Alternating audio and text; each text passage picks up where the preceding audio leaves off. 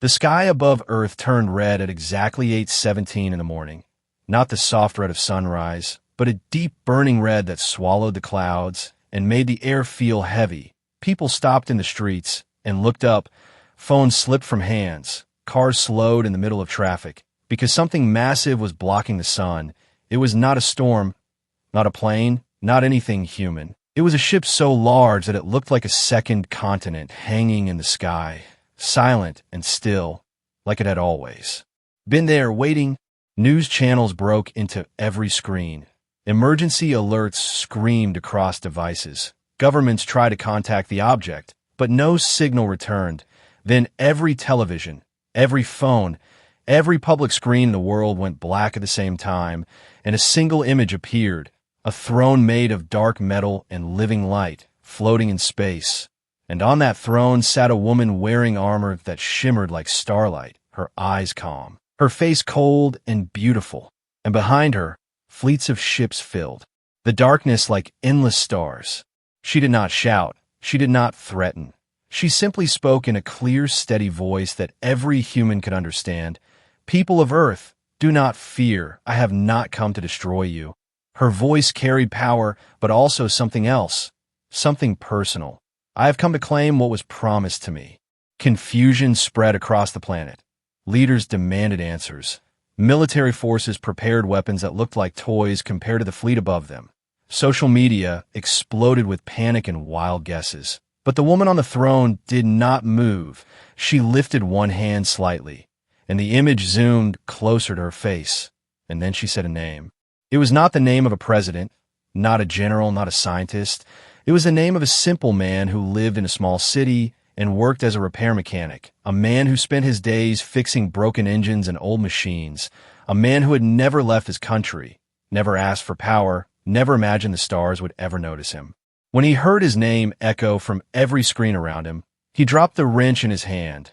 The metal hit the ground with a sharp sound that felt louder than the fleet in the sky. His co-workers stared at him like he had grown wings. Outside, sirens began to rise in the distance, and within minutes, military vehicles surrounded the small repair shop. Soldiers stepped out, serious and tense, calling his name again, but this time in person. He did not run. He could not even think clearly enough to try. His heart pounded so hard it felt painful, because deep inside his memory, something old and buried began to wake up. Something about red skies and promises made in laughter. Something about a girl who was never like the others. They took him to a secure location. Cameras flashing everywhere. The world watching every step he took. And above them all, the giant ship remained still, patient, as if it already knew how this would end. As he sat alone in a quiet room, guards outside the door, he closed his eyes and saw a different red sky.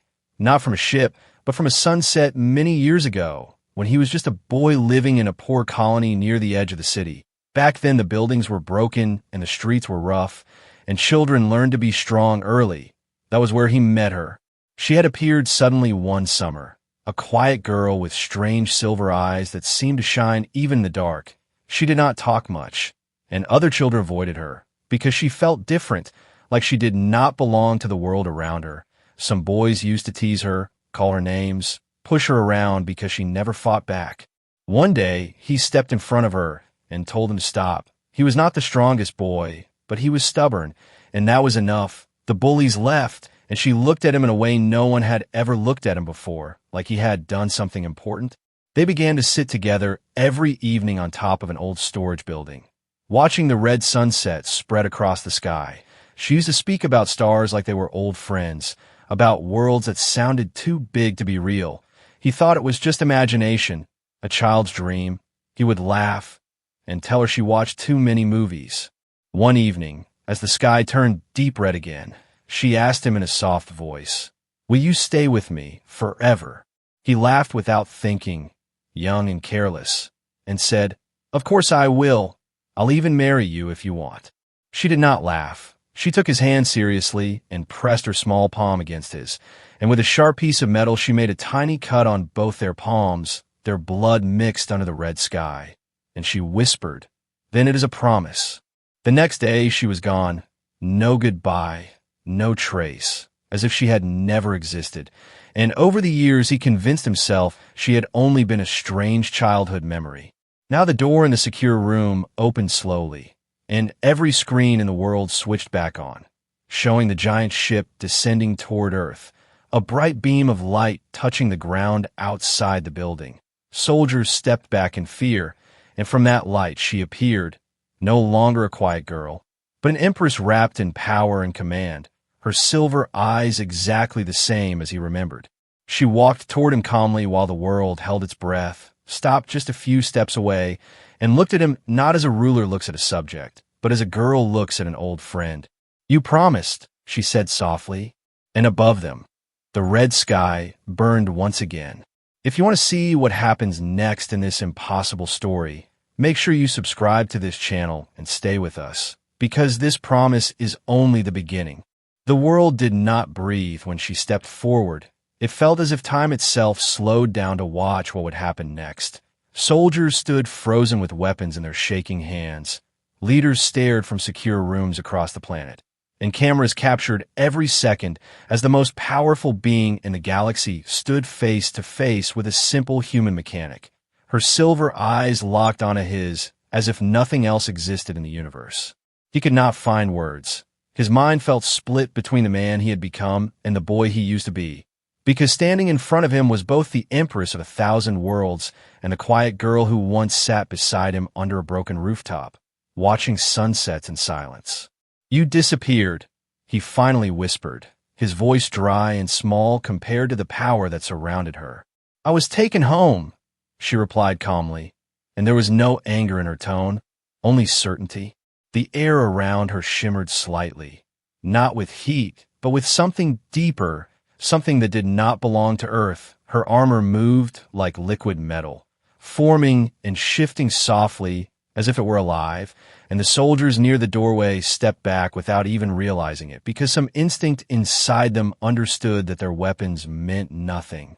"You were never from here," he said slowly, and as he spoke the words, pieces of memory began to fall into place like a puzzle he had ignored for years. She gave the smallest nod. "No, I was not." The screens across the world changed again, showing images not of Earth, but of distant planets, cities floating above oceans of light, towers reaching into skies filled with multiple suns, fleets of ships moving in perfect formation, and at the center of it all, a symbol glowing bright like a crown made of stars. "My name is not the one you knew," she continued. "On my world, I am called the first daughter of the celestial throne, heir to the eternal empire." Gasps filled news studios, governments began whispering urgently. Analysts tried to understand what they were seeing, but none of it mattered to him, because he was still staring at her face, searching for the girl who once asked him a simple question under a red sky. "Why Earth?" he asked quietly. She looked at him in a way that almost seemed human again, almost soft, "Because Earth was the safest place to hide me." And then she explained, not to the world, but to him. Years ago, her empire had been on the edge of civil war, powerful families fighting for control of the throne, assassins moving through shadows across entire star systems. And when her mother, the empress before her, realized that her daughter would be the first target, she made a decision that shocked the High Council. She sent the royal heir away, farther than anyone would expect, to a small blue planet considered weak and unimportant. She erased my records, removed me from all systems, and placed me here as a child with no memory of my true identity. She said, "But memory is not so easily destroyed." That explained the strange things he remembered, the way she talked about stars as if she had seen them up close, the way she sometimes looked lost when people discussed normal human problems, the sadness that seemed too heavy for someone so young. "I began to remember slowly," she continued, "fragments at first, dreams of ships and voices calling my name, then more, training hidden inside my mind waking up, knowledge returning. And then you vanished," he said. "Yes," she answered simply, "they found me." A new image appeared on the global screens, showing a moment from space, a smaller craft descending silently into Earth's atmosphere years ago, invisible to human eyes, taking a single child from a rooftop under a red sunset. "My mother had fallen," she said, her voice steady but colder now. The Empire was breaking, and the throne needed its heir. He swallowed hard. So you left. I was taken, she corrected gently, and I did not have the power to choose. There was something sharp in those words, something that hinted at years of struggle behind her calm face. When I returned, the Empire was already burning, she went on. I was 16 by your years when I first commanded a fleet, 18 when I ended the Civil War, 20 when I took the throne. The world listened in silence, because she did not speak like someone boasting. She spoke like someone listing facts carved into stone. I rebuilt what was broken, united worlds that hated each other, expanded our borders beyond what even my ancestors imagined. The fleet in the sky shifted slightly, almost as if responding to her voice. But through all of it, she said, and for the first time her eyes softened again, I remembered a promise made under a red sky on a forgotten planet. He felt his chest tighten. It was just a joke, he said quickly, almost desperately. For you, she replied. It was laughter for me. It was the first choice anyone ever gave me. Those words hit harder than any weapon could have. The screens changed again, this time showing the high council of her empire, tall alien figures with different shapes and forms, their expressions unreadable but their posture tense. They do not approve, she said calmly. They believe humans are weak, short-lived, unworthy of standing beside the throne. He let out a small, bitter laugh. They are not wrong. Her gaze sharpened instantly. They are. The temperature in the room seemed to drop, not from cold, but from power gathering quietly around her. Strength is not only measured in years or firepower, she continued. I have conquered planets with armies, but the one thing I could not conquer was a simple promise. Outside, across the planet, military leaders received new data. The alien fleet had the ability to erase Earth within minutes. Yet they remained still, waiting. I did not come to threaten your world, she said clearly, making sure every human could hear. I came to honor my word. He stared at her, torn between disbelief and fear. And if I refuse, he asked slowly. For the first time, a shadow crossed her face. If you refuse, she said quietly, Earth remains alone, a galaxy that is not kind. The meaning was clear without being spoken fully. Protection would vanish, alliances would not come, and somewhere beyond the visible stars, enemies existed who would not be as patient as she was. You would let them suffer, he whispered. I would respect your choice, she answered, and that was somehow more terrifying. Silence filled the room again, but this time it was heavier, because the promise was no longer a childish game. It was a decision that could shape the future of an entire planet. Then she stepped closer, lowering her voice so only he could hear. I did not cross half the galaxy for politics, she said softly. I came because when I was small and afraid on a world that was not mine, you stood in front of me and chose to protect me, and no one had ever done that before. His heart pounded painfully as he realized something far more dangerous than alien fleets was standing in front of him. This was not just an empress claiming a promise. This was a ruler who had shaped galaxies, and she had chosen him. Above them, the massive warship shifted slightly, casting a deeper red shadow across the city, as if reminding everyone that time to decide would not last forever. The world did not calm after her words. It fractured. News channels split into endless debates. Some called it a fairy tale. Some called it a threat wrapped in romance. Governments held emergency meetings behind sealed doors, and outside the secure building where he stood, crowds began to gather, some cheering his name, some shouting in anger, because suddenly one ordinary man carried the future of Earth on his shoulders. Inside the room, silence stretched between them, thick and heavy. He felt smaller than he ever had before, not because she stood taller or stronger, but because her presence carried history, battles, decisions that shaped billions of lives, and he was just a mechanic who fixed broken engines and worried about rent at the end of the month. You cannot be serious, he said finally, running a hand through his hair. This is not how life works. We were kids. I did not even understand what marriage meant. Her expression did not change, but something distant moved in her eyes. You understood enough to stand in front of me when others pushed me down, she said quietly. You understood enough to give me your word. That was just kindness, he replied quickly. Kindness, she repeated softly, as if testing the word. Do you know how rare that is where I come from? Before he could answer, the door opened and several high-ranking officials stepped in carefully, their faces tense but respectful toward her, fearful toward the situation. One of them spoke directly to him. You need to understand the scale of this, the official said. Her empire controls more than 4,000 inhabited systems. Their technology is centuries ahead of ours. If this alliance becomes official, Earth moves from vulnerable to protected overnight. And if I say no, he asked, already knowing the answer. The official hesitated, glancing at the Empress before speaking. Then we remain alone. Alone in a galaxy they had just learned was full of powers beyond imagination. The weight pressed harder against his chest, because now this was no longer about a childhood memory.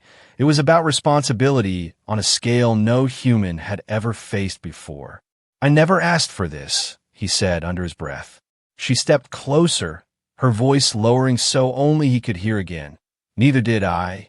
That simple sentence carried more truth than all the speeches outside. He studied her face carefully, searching for arrogance or manipulation. But what he found unsettled him more. There was no demand in her eyes, only expectation mixed with something almost vulnerable, something she was clearly not used to showing. You could choose anyone, he said. A war hero, a noble from your empire, someone powerful, someone who understands your world. I have met thousands of powerful beings, she answered calmly. Most of them want the throne. None of them want me.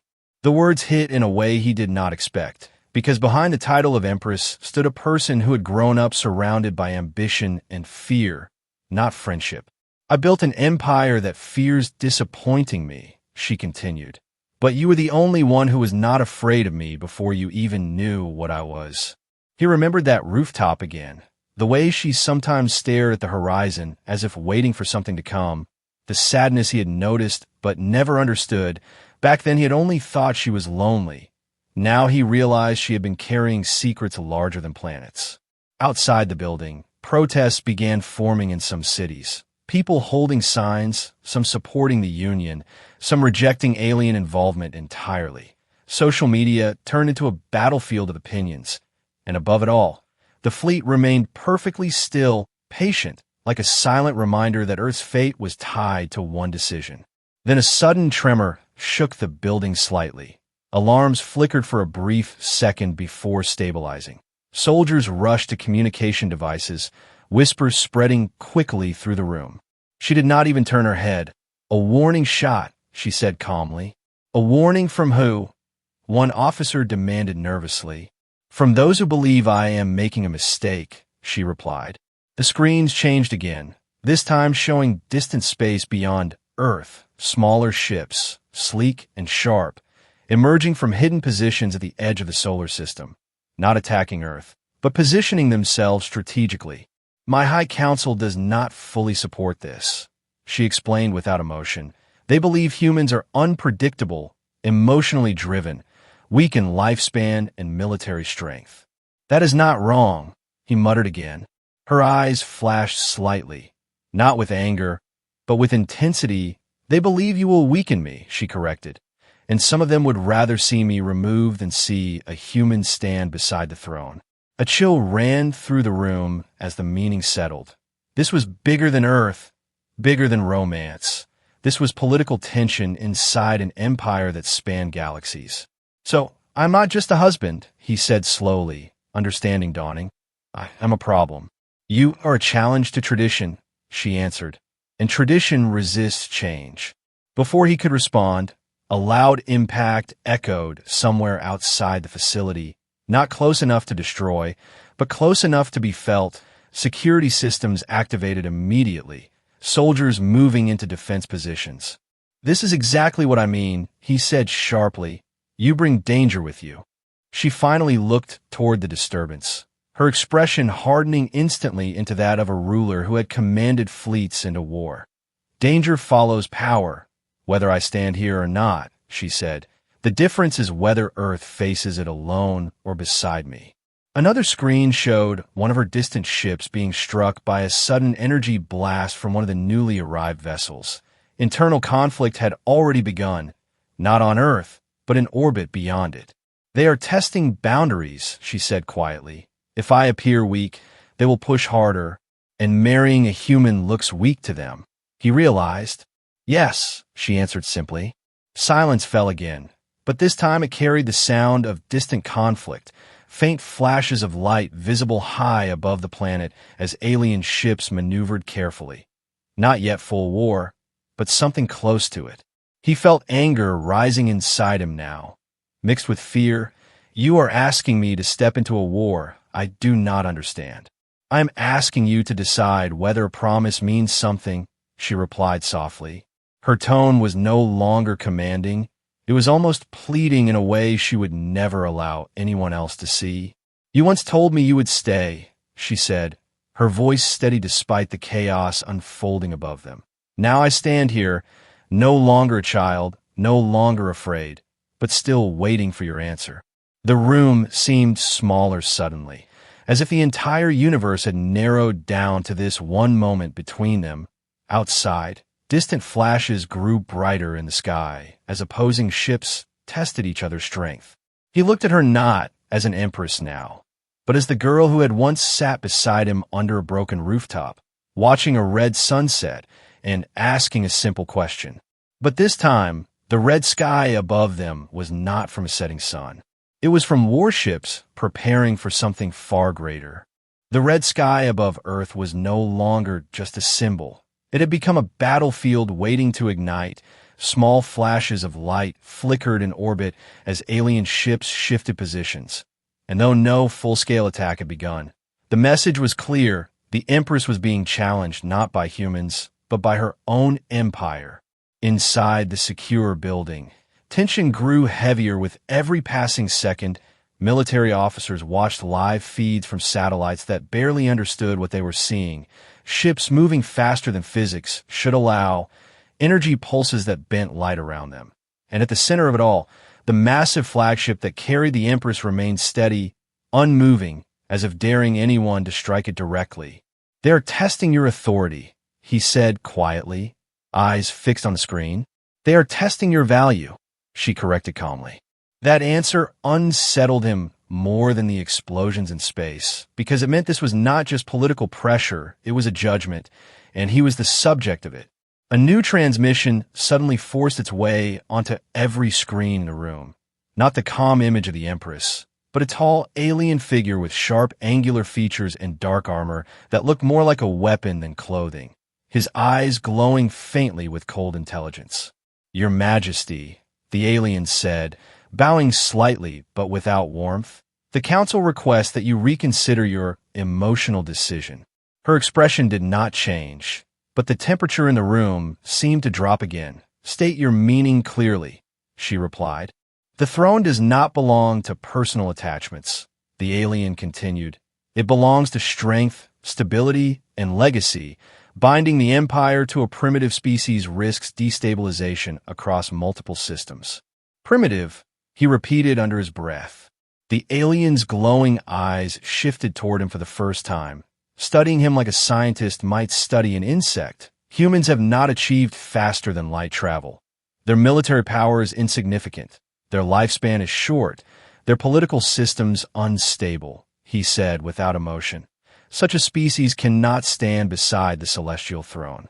Before anyone else could react, she took a single step forward, and the lights in the room flickered as if reacting to her presence. You mistake advancement for worth, she said evenly. You mistake power for value.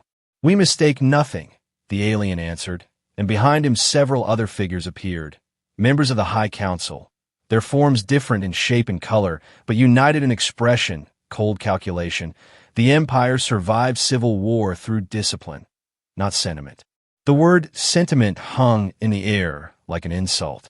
He felt anger rising in his chest now, not because they doubted humanity's strength, but because they spoke as if kindness and loyalty were weaknesses, as if choosing someone for who they are rather than what they offer was foolish.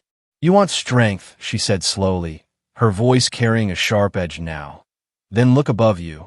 The view shifted to space again, where one of the Council-aligned ships moved aggressively toward the flagship, not firing, but pushing closer than allowed by Imperial protocol.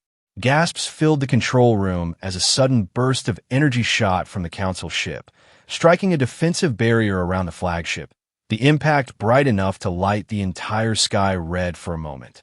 It was no longer testing, it was defiance. The soldiers in the building instinctively raised weapons, though they knew it was meaningless, and he felt the ground tremble faintly beneath his feet as distant shockwaves rippled through the atmosphere. They would start a war over this, he said in disbelief. They would start a war over control, she corrected, eyes fixed on the screen.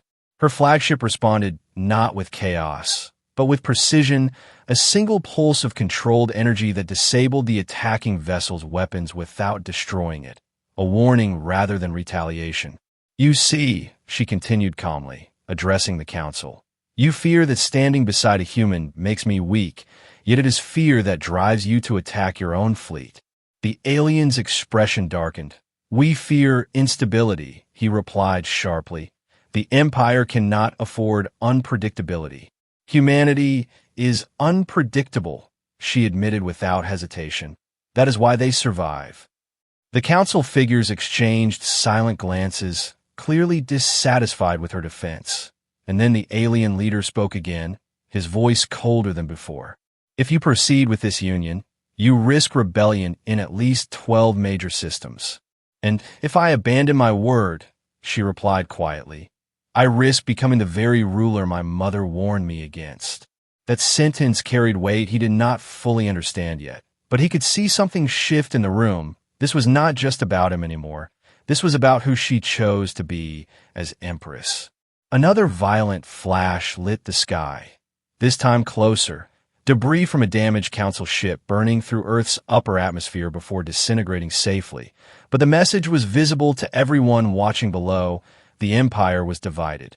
Suddenly, alarms blared inside the facility. Not from orbit, but from within the building itself, security teams shouting through radios, footsteps echoing rapidly down the halls. What is happening? One officer demanded.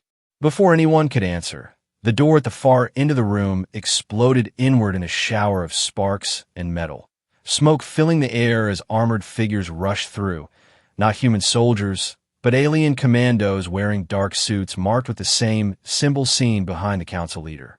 Gasps and shouts erupted as guards attempted to respond, but the alien armor deflected bullets effortlessly, moving with speed far beyond human capability. They would dare, someone whispered in horror.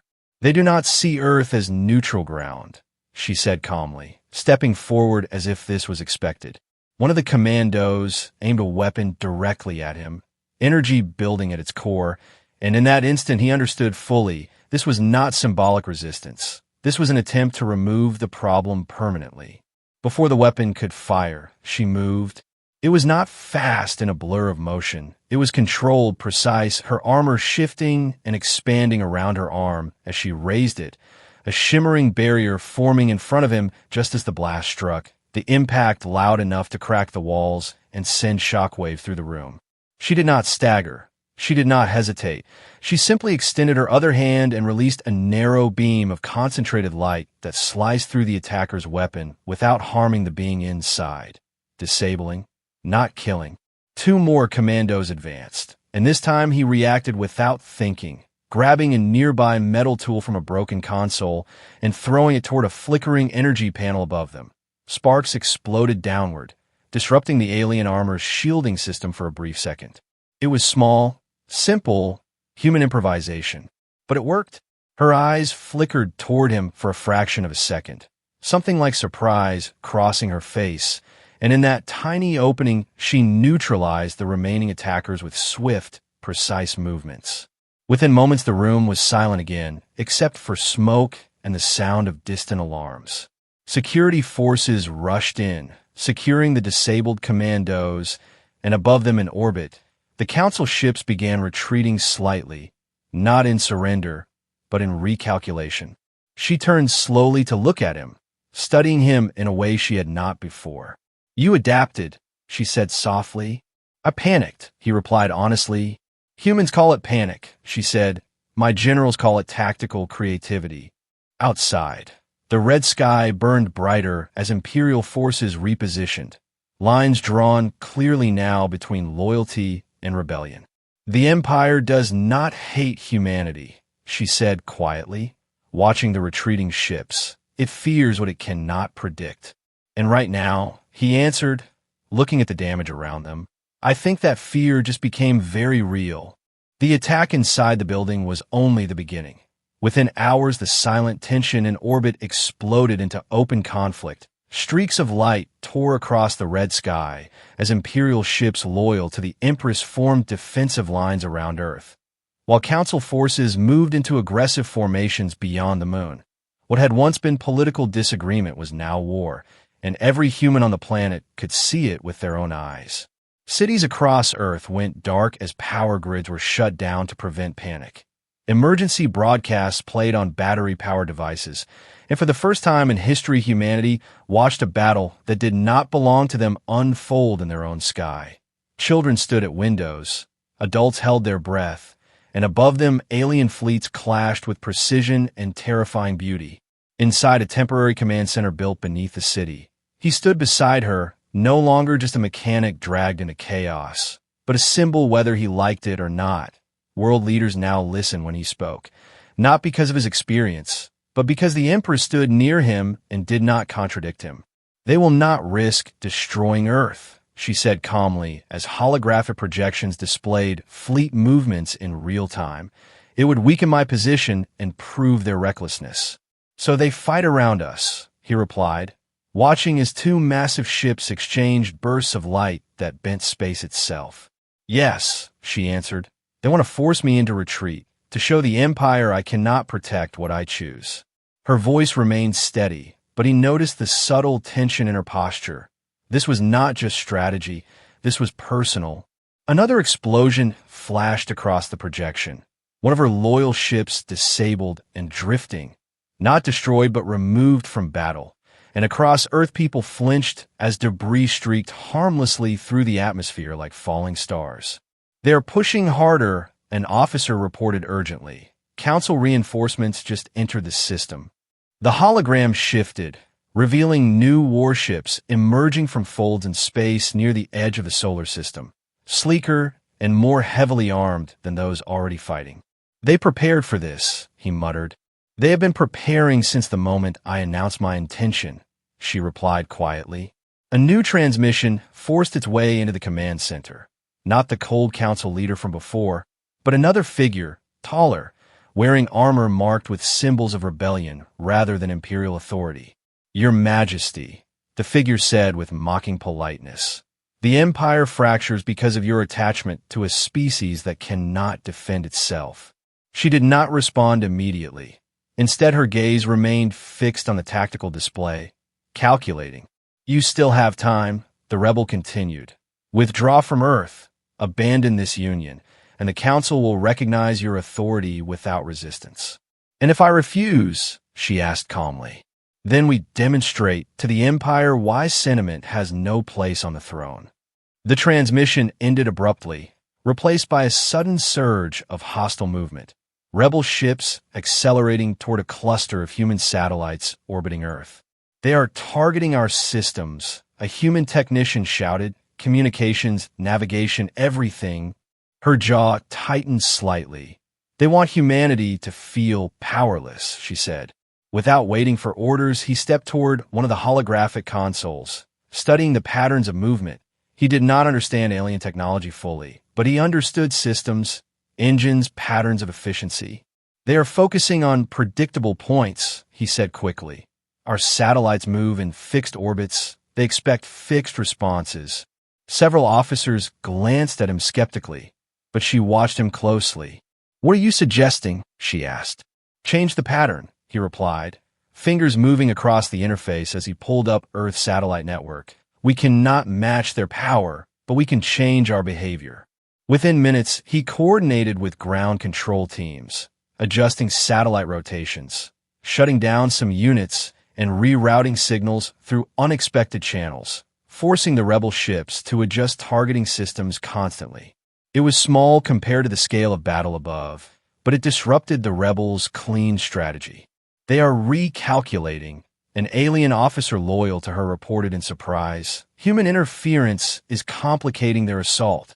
A faint hint of satisfaction crossed her face. "Unpredictable," she murmured softly. Above the planet, Loyalist ships used the distraction to reposition, flanking rebel forces and pushing them back from Earth's immediate orbit. But the rebels had not finished. Suddenly, the projection zoomed out to reveal a massive vessel entering the system, larger than any other Council ship seen so far, its structure darker, lined with weapon arrays that pulsed with unstable energy. Silence filled the room as the scale of it became clear.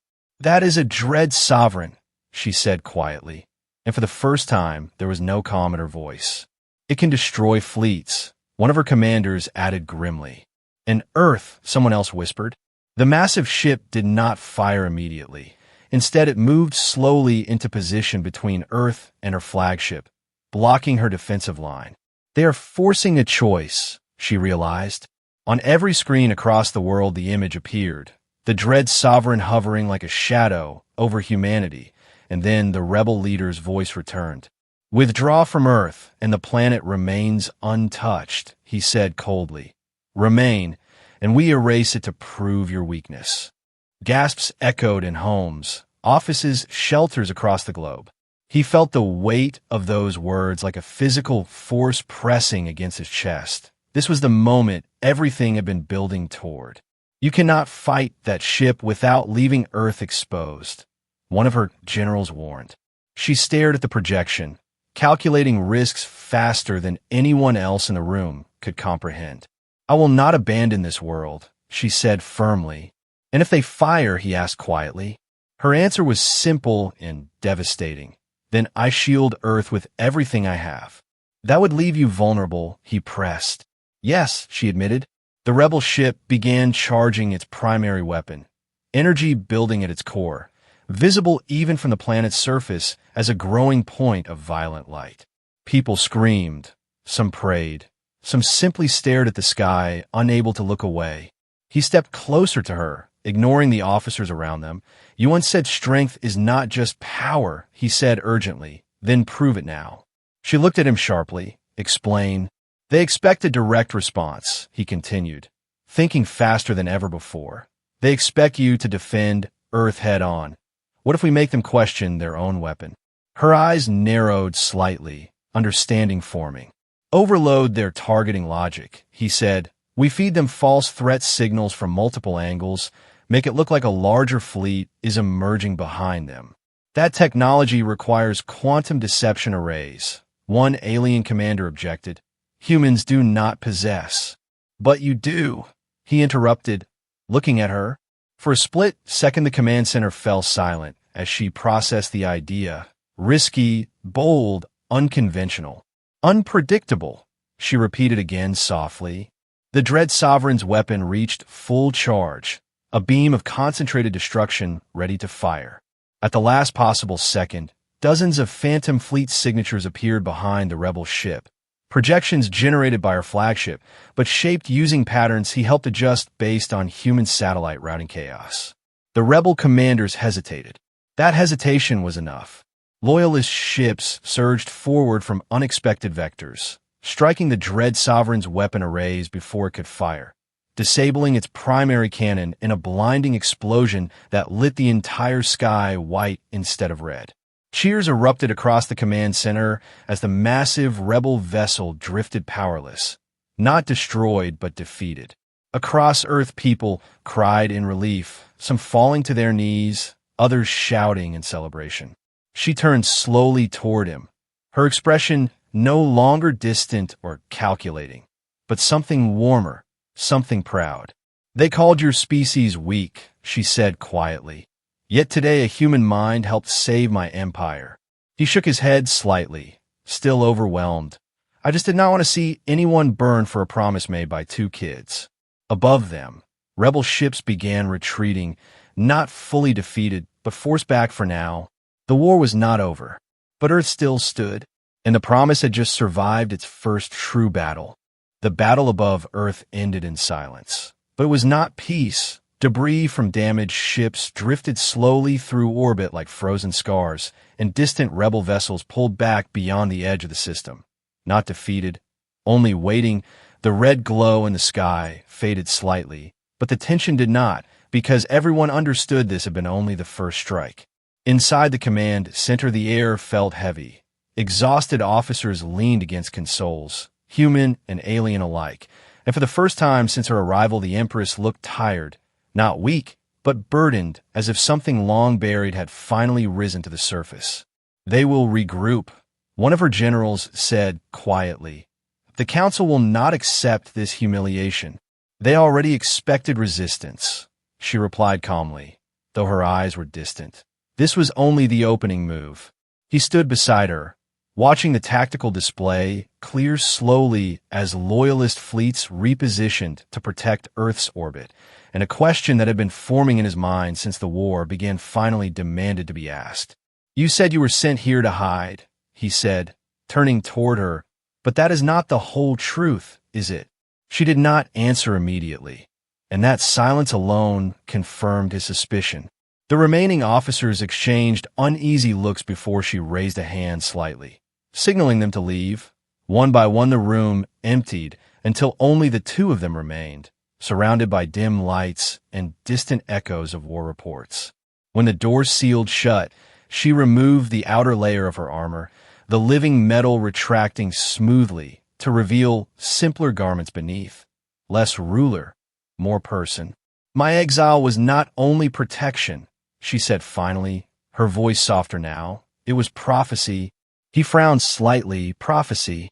In our empire," she explained slowly, "there are ancient records older than the throne itself, fragment from a civilization that existed before ours. They predicted cycles of rise and collapse, and within those fragments was a line about the final empress of this era." She walked toward the large observation window overlooking the city, where humans moved cautiously under a sky still marked by distant wreckage. The record said the Empress would choose a world considered weak, and through that choice the Empire would either fall or be reborn.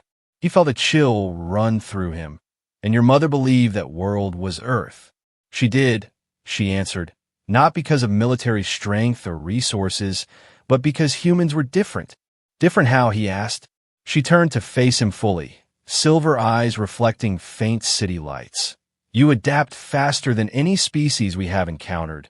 You survive in chaos. You build meaning in suffering.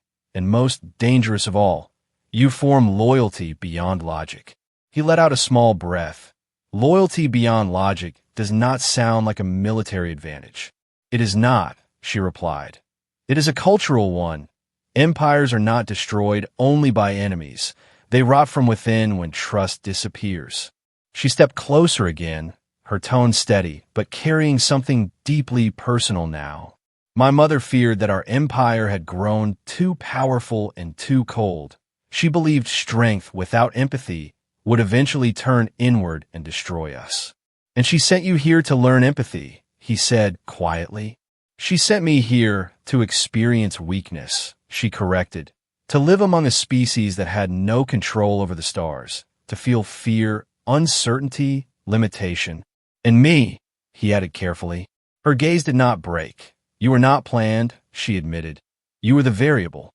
He absorbed that slowly, realizing he had never been part of a grand design, only an accident in a prophecy.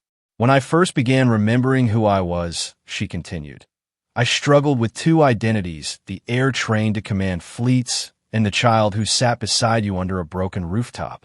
"And which one won?" he asked. "Neither," she said. "They merged." She paused before continuing, and for the first time since the war began, vulnerability flickered clearly across her face. "When I returned to the Empire after my mother's death, I had to prove I was not softened by exile," she said. "I commanded battles, made decisions that cost millions of lives. I showed no hesitation." "But you remembered Earth," he said.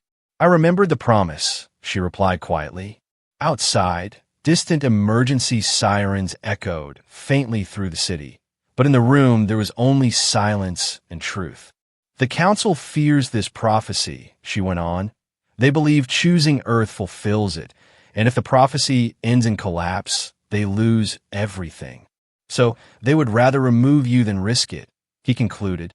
Yes, she answered simply. He ran a hand across his face, processing the scale of what stood before them. This was not just a war over pride or politics.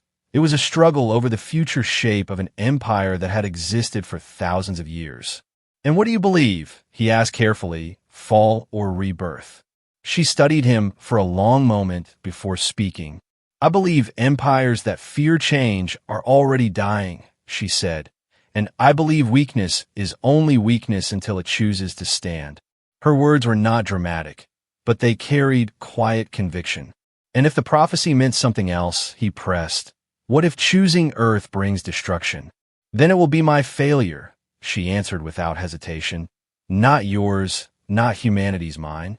The weight of that statement settled between them, heavier than any warship in orbit.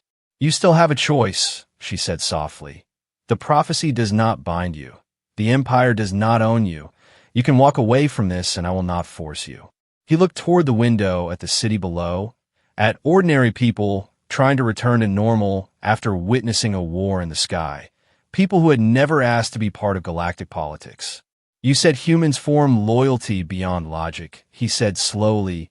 Maybe that is our weakness. Or our strength, she replied. He turned back toward her, no longer seeing just the Empress or the girl from his childhood, but someone standing at the edge of two futures. You crossed half the galaxy for a promise, he said quietly. You fought your own council for it. You risked your throne. Yes, she answered. Then I will not let you stand alone in it, he said. The words were simple, but they carried decision. For a moment she did not react, as if unsure she had heard correctly. You are choosing this, she asked carefully. I am choosing you, he replied. Outside, beyond the atmosphere, loyalist fleets stabilized their positions, unaware that the true turning point of the war had just happened in a quiet room overlooking a human city. She stepped closer, her expression no longer guarded. Then the prophecy moves forward, she said softly. Far beyond Earth, in hidden regions of space, rebel forces gathered again, unaware that the variable they feared had just made his choice. And somewhere deep within the ancient records of a forgotten civilization, a prediction long dormant began to unfold in a way no council member had expected. The days after his decision did not bring silence. They brought movement. Fleets shifted across star systems. Council factions argued openly for the first time in centuries, and Earth became the center of attention for a galaxy that had once ignored it. Yet inside the chaos there was something new forming, not just alliance, but transformation. The Empress did not return immediately to her capital world. Instead, she remained in Earth's orbit. Not as conqueror, but as guardian, loyalist fleets established protective rings beyond the moon, and human scientists were invited aboard alien vessels to observe technologies they had once thought impossible. It was not full integration. Not yet. But it was the beginning of something that no empire in her history had attempted.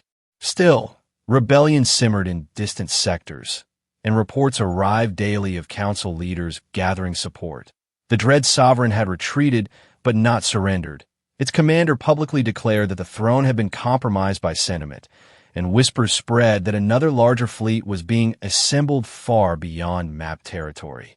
In the midst of this fragile calm, preparations began quietly for something that felt both simple and impossible: the union between a human and an empress. Earth's leaders debated the location, the symbolism, the security risks, but she made the decision herself. Under a red sky, she said firmly, where the promise was first spoken. And so, on the rooftop of the old storage building that still stood at the edge of the city, now reinforced and surrounded by layered security, preparations were made, not grand decorations of gold and alien crystal, but a recreation of a memory, soft lights strung along the broken railing. A simple platform placed where two children once sat watching the sunset. Above them, her flagship hovered silently, its presence both shield and statement. Loyalist fleets positioned in precise formation across Earth's orbit, while beyond the outer planet scouts monitored rebel movements constantly. He stood alone for a moment before the ceremony, looking out across the city. Remembering a time when his biggest concern had been fixing an engine before sunset, he had not become stronger physically, had not gained alien powers or military rank, but something inside him had changed. He no longer felt like a man dragged into destiny. He felt like someone walking toward it by choice. Footsteps approached behind him. Light but unmistakable, he turned to see her walking forward without heavy armor, dressed instead in ceremonial attire that blended her empire's elegance with subtle elements inspired by Earth, a balance between worlds. The red of sunset began to spread across the sky. Natural this time, not from warships or weapons, but from the sun dipping below the horizon. For a brief moment, the galaxy seemed far away. She stopped in front of him, silver eyes reflecting the same red glow they had years ago. And for the first time since her arrival, she looked less like a ruler and more like the girl who had once waited quietly for an answer. "Do you remember?" she asked softly. "I remember laughing," he replied honestly. "And now," she said. "Now I understand what I promised," he answered. Below them, millions watched through broadcasts, not with panic now, but with cautious hope. Across distant star systems, loyalist commanders observed silently, while rebel spies recorded every detail, searching for weakness. She extended her hand slowly, not commanding, not demanding, simply offering. "When we were children," she said, her voice carrying gently through hidden microphones, "you gave me your word without knowing who I was, without knowing what I would become. And you believed it when I did not," he replied. A faint smile touched her lips, small but real. "This union is not conquest," she continued, now speaking not just to him but to the Empire and Earth alike. "It is not submission, it is not strategy, it is choice." The word echoed deeper than any political speech ever could. In distant space, hidden rebel fleets received confirmation that the ceremony had begun, and far beyond their position, ancient monitoring systems older than her empire recorded fluctuations in energy patterns around Earth, subtle shifts that no one fully understood yet. On the rooftop, he took her hand firmly, feeling the warmth of her skin, not alien, not distant, simply real. "Under this sky," he said clearly, "I choose to keep my promise, not because I was a child, not because I am afraid, but because I believe in the future we can build." For a second, the world seemed to hold its breath. Then she placed her other hand over his, mirroring the gesture from years ago. No blood this time, no childish ritual, only intention. "Then let the Empire witness," she declared softly, "that strength and compassion are not enemies." As the sun dipped fully below the horizon, her flagship activated a controlled atmospheric display. Not a weapon, but a projection. The sky above the city transformed into a vast image of countless stars, her empire's symbol appearing gently among them before dissolving into a field of light that blended seamlessly with Earth's night. Across her empire, systems that had been undecided shifted allegiance. Not out of fear, but recognition. They saw a ruler who had risked power to honor her word, and a human who had stood beside her without seeking advantage. The rebel fleets hesitated for the first time, because the narrative they had built of weakness no longer held shape. The galaxy had witnessed not submission, but unity. On the rooftop, as cheers rose from the streets below, she leaned closer, voice low enough that only he could hear. "The prophecy spoke of fall or rebirth," she whispered. "Perhaps it was never about the Empire." He looked at the stars, spreading naturally above them now. "Maybe it was about both our worlds learning what strength really means," he answered. Far beyond the solar system, deep within uncharted space, unknown observers detected the shift and turned their attention toward Earth for the first time. The promise made under a forgotten red sky had not ended a war. It had started something far greater. And under a new sky, filled not with fear but possibility, a human and an empress stood together, unaware that the next chapter of their story would reach even further than either of them had ever imagined.